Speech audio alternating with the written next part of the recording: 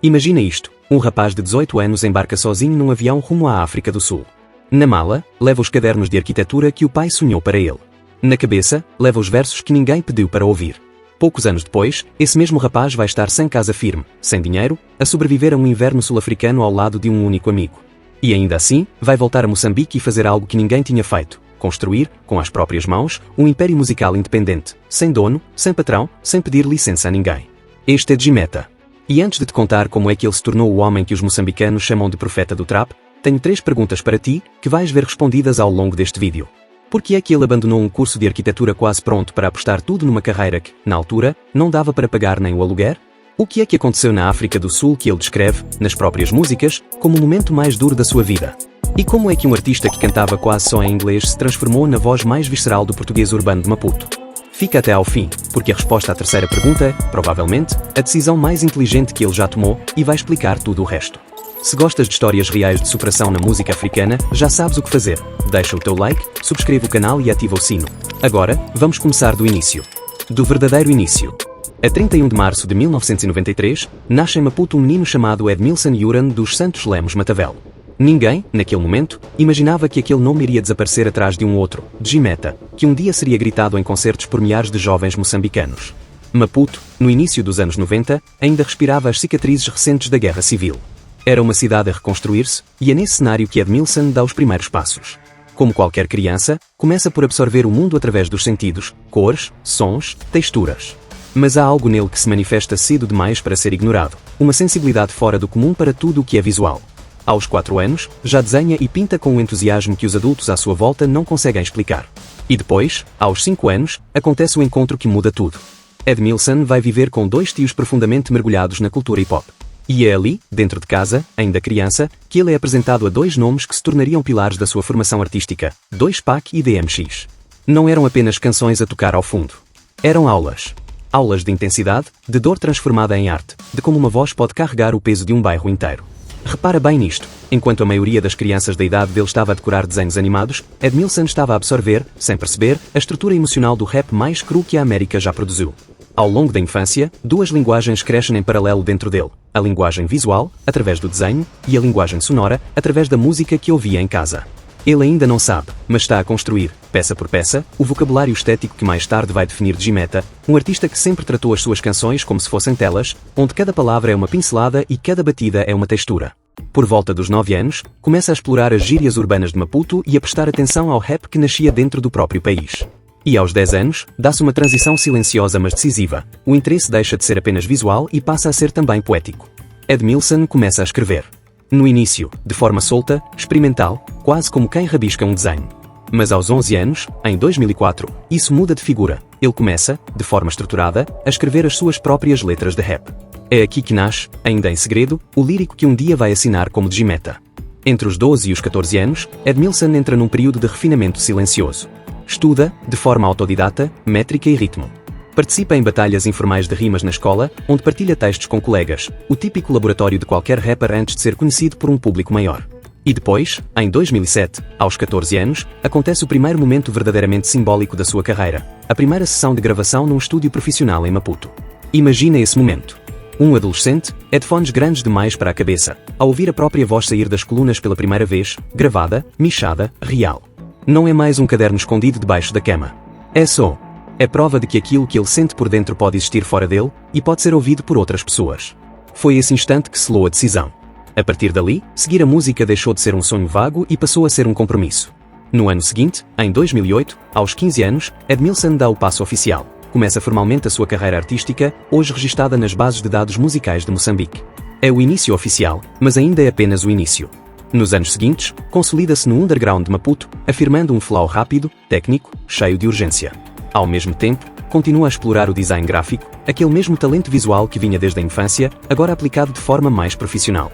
Estava a construir-se, camada sobre camada, músico, escritor, designer, 3 identidades que, mais tarde, se fundiriam numa só marca. Mas em 2010, aos 17 anos, conclui o ensino secundário. E é aí que a vida lhe apresenta uma bifurcação clássica: seguir o caminho seguro dos estudos ou seguir o caminho incerto da arte. Ele escolhe os 2. Ou, pelo menos, tenta. E é exatamente aqui que a nossa primeira pergunta ganha resposta, mas não da forma que esperas. Porque a resposta não está numa decisão única. Está numa viagem inteira. Vamos até à África do Sul. Se estás a gostar da forma como esta história está a ser contada, deixa já o like, ajuda imenso o canal a chegar a mais gente que precisa de ouvir isto. Em 2011, com 18 anos, Edmilson muda-se para a África do Sul. Oficialmente, vai para estudar arquitetura. É a escolha segura, a escolha que qualquer família aprovaria, um curso sério, uma profissão estável, um futuro garantido no papel. Mas há uma coisa que essa mudança lhe dá, e que nenhum manual de arquitetura poderia ensinar: o inglês. Vivendo agora num ambiente anglófono, Edmilson desenvolve um domínio fluente da língua e, sem perceber, está a moldar a ferramenta que vai usar durante quase uma década inteira de música. Em 2012, ainda a residir na África do Sul, algo acontece que revela onde estava, de facto, o seu coração. Sob a chancela da Sameblood Studio, lança a sua primeira mixtape, Payback Time, com 14 faixas. Um estudante de arquitetura a lançar um projeto musical completo, com colaborações relevantes já incluídas. Não é um hobby. É uma declaração de intenções. Mas 2013 é o ano em que a história deixa de ser inspiradora de forma fácil e se torna dura, real, quase desconfortável de ouvir. Nesse ano, Edmilson vive ao lado do parceiro artístico Marquis Odus uma fase de sobrevivência urbana na África do Sul. Sem estabilidade financeira. A enfrentar o rigor de um inverno hostil. A lidar com a escassez material do dia a dia, não ter o suficiente para comer bem, não ter aquecimento garantido, não ter certezas sobre o amanhã. Anos mais tarde, Djimeta vai transformar essa dor em arte, numa canção autobiográfica onde recorda como ele e Marquis Odus tiveram de comandar as ruas do Sul em pleno inverno, superando crises financeiras e de saúde. E é dessa experiência de sofrimento partilhado que nasce algo mais forte do que uma simples amizade. Nasce aquilo que o próprio artista chama de família real. Não sangue. Escolha. Cumplicidade forjada na dificuldade.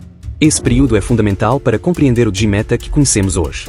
Porque é fácil cantar sobre luta quando ela é apenas um conceito. É completamente diferente quando já sentiste o frio a entrar pelas roupas e não sabias se ias comer no dia seguinte. Essa autenticidade, essa credibilidade de rua, não se compra. Constrói-se. E foi construída ali, entre 2011 e 2013, longe de casa, longe do conforto, longe de qualquer garantia. E é nesse contexto que, em 2014, aos 21 anos, Edmilson toma a decisão mais radical da sua vida até então. Abandona definitivamente o curso de arquitetura e regressa a Maputo. Não com um diploma na mão, mas com uma clareza absoluta sobre o que queria fazer com a sua vida. Aqui está a resposta à nossa primeira pergunta. Ele não abandonou a arquitetura por impulso. Abandonou-a depois de ter provado, na pele, que a música já não era uma possibilidade, era a única coisa que fazia sentido. De volta a Maputo, em 2014, Edmilson foca-se inteiramente na música e fortalece os laços com o coletivo Sameblood, também conhecido como Os Primos, um dos movimentos que viria a revolucionar a forma como a música independente era distribuída em Moçambique. Em 2015, participa no álbum colaborativo Os Primos, posicionando-se dentro do maior movimento de hip-hop do país. Já não é o adolescente que gravava a solo num estúdio pela primeira vez. Agora é parte de um coletivo, de uma força maior do que ele próprio. É também nesta fase que consolida a identidade artística de Jimi Hendrix, um nome que presta homenagem direta à genialidade e à irreverência de um dos maiores guitarristas da história da música. Sob essa alcunha, entrega temas marcados por um flow rápido e uma técnica métrica afiadíssima, fruto de anos a estudar, sozinho, a arte da palavra rimada. Em 2016, aprofunda experiências sonoras mais arriscadas e fortalece as ligações com os produtores da Sameblood. E em 2017, lança a mixtape de Jimi Hendrix e se assina o EP colaborativo La Familia, um título que, mais uma vez, revela o quanto o conceito de família, escolhida, construída, resistente, atravessa toda a sua obra. Mas há algo mais profundo a acontecer por baixo da superfície do sucesso. Numa canção desse período, chamada Alma, Djimeta expõe, com uma honestidade brutal, o conflito interior entre a paixão pela arte e o peso das expectativas familiares. Fala do combate silencioso contra a depressão dentro do próprio estúdio. Fala do medo de ser mal interpretado pelos pais.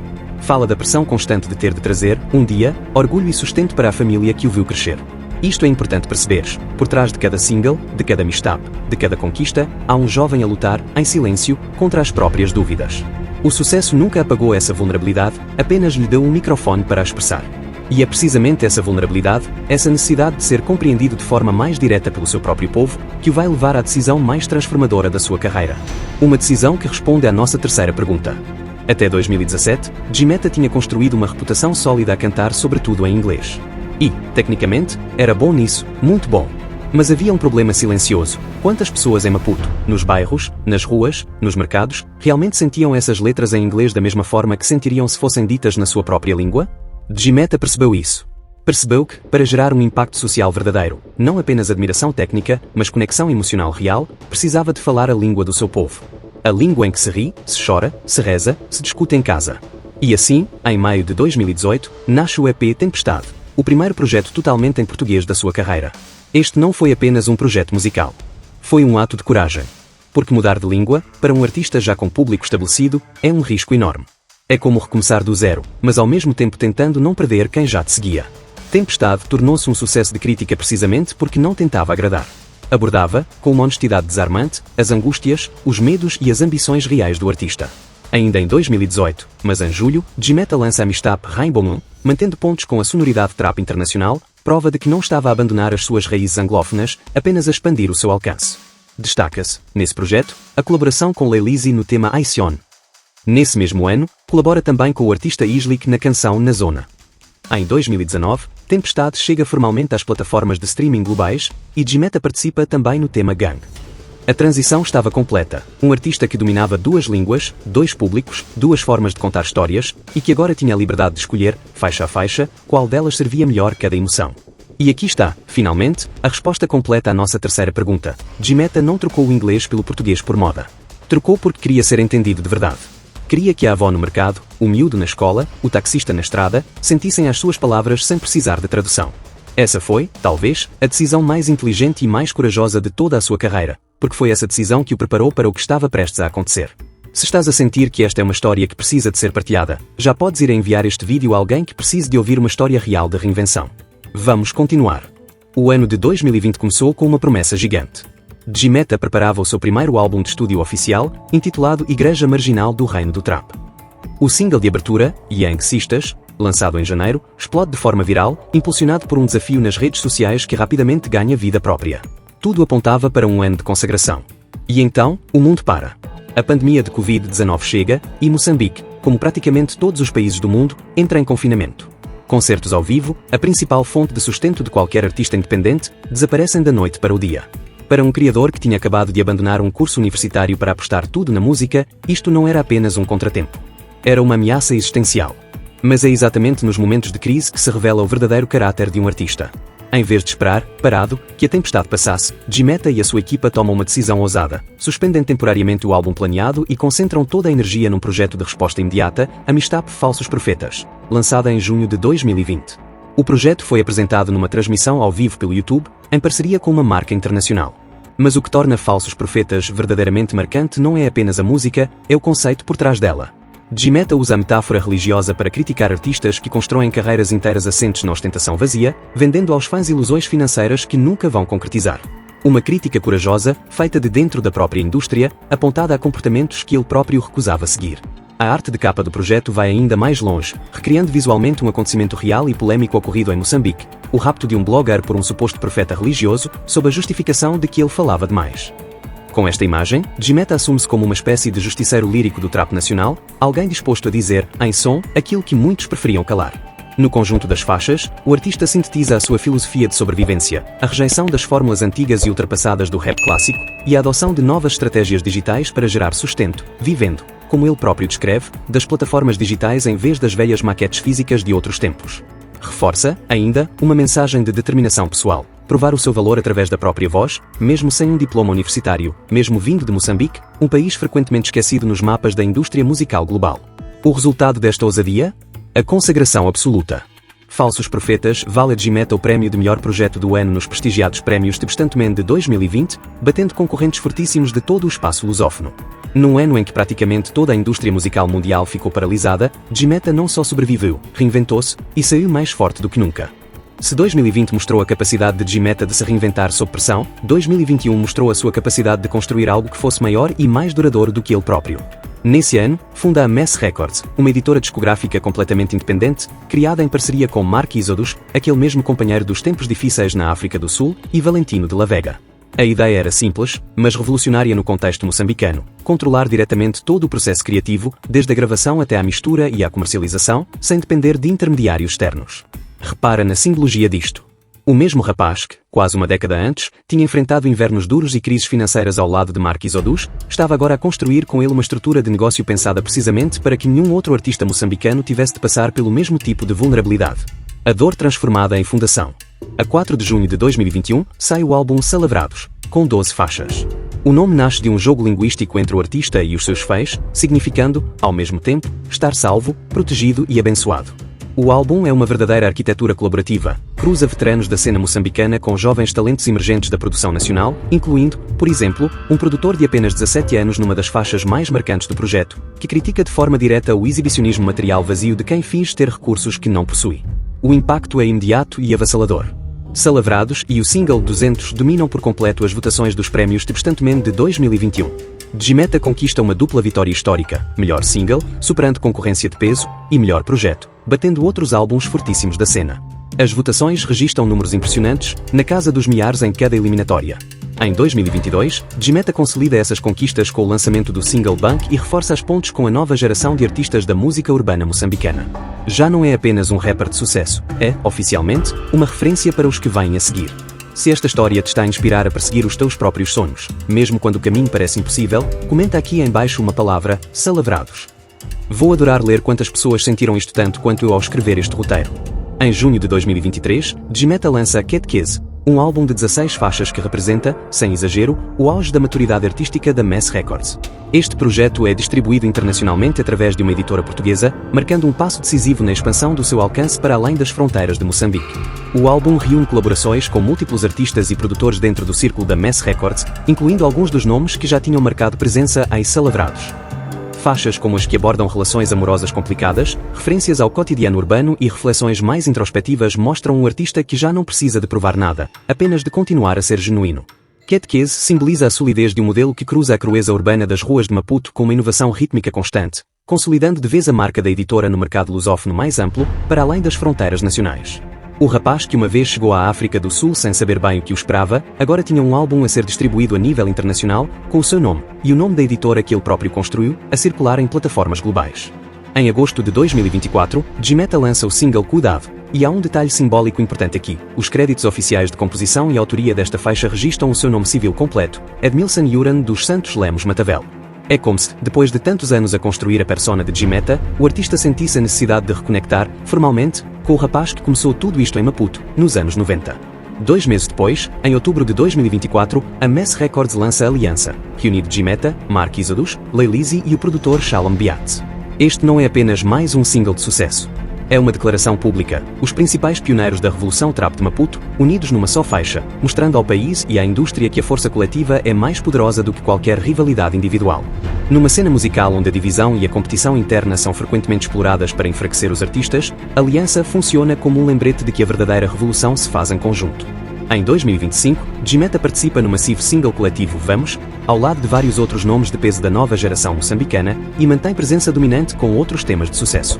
E já em 2026, o single Ao Bebé reforça, mais uma vez, a sua capacidade de continuar relevante no topo das tabelas de streaming, mais de uma década depois de ter gravado, pela primeira vez, num pequeno estúdio de Maputo.